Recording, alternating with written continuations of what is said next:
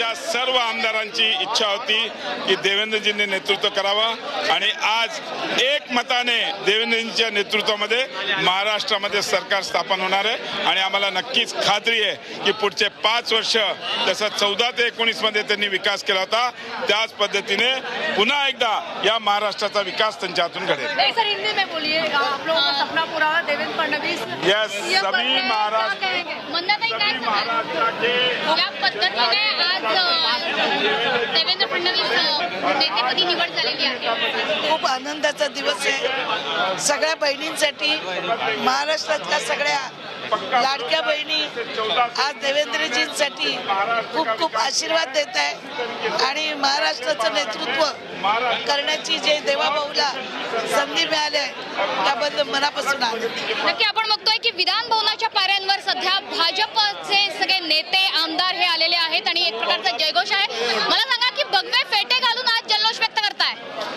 हे भगवे फेटे महाराष्ट्राच्या 13.5 कोटी जनतेच्या इच्छेचे फेटे आहेत आणि हे छत्रपती शिवाजी महाराजांच्या संस्काराचे फेटे आहेत।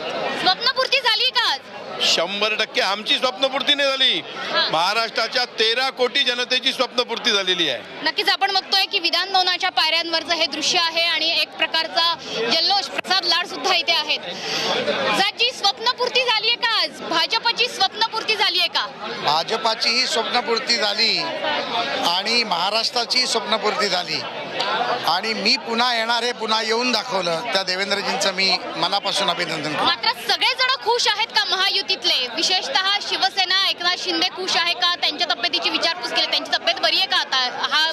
मी काल देखील म्हटलं शेर कभी बीमार नहीं पडता।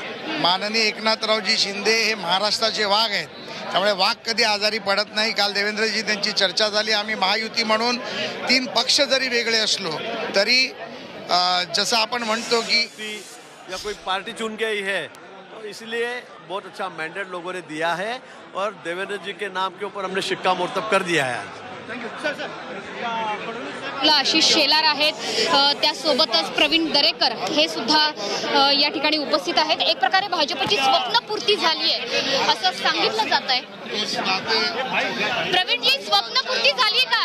हो 100% आज प्रचंड आनंद होतोय कारण एक स्थिर सरकार पुन्हा एकदा महाराष्ट्राला मिळणार आहे आणि देवेंद्रजी या राज्याचं नेतृत्व करणार असल्यामुळे सर्वांगीण विकास महाराष्ट्राचा होईल, गरिबाच्या कल्याणाचं त्या ठिकाणी काम होईल आणि देशात महाराष्ट्र त्या ठिकाणी सर्वाधिक ताकदवान बनवण्याची क्षमता असलेलं नेतृत्व आल्यानं प्रचंड आनंद सगळ्यांना। नक्की आपण बघतोय की आशिष शेलार त्यासोबतच सुधीर मुनगंटीवार हे सगळे भाजपचे नेते इथे आहेत। आशिषजी आपल्यासोबत आहेत।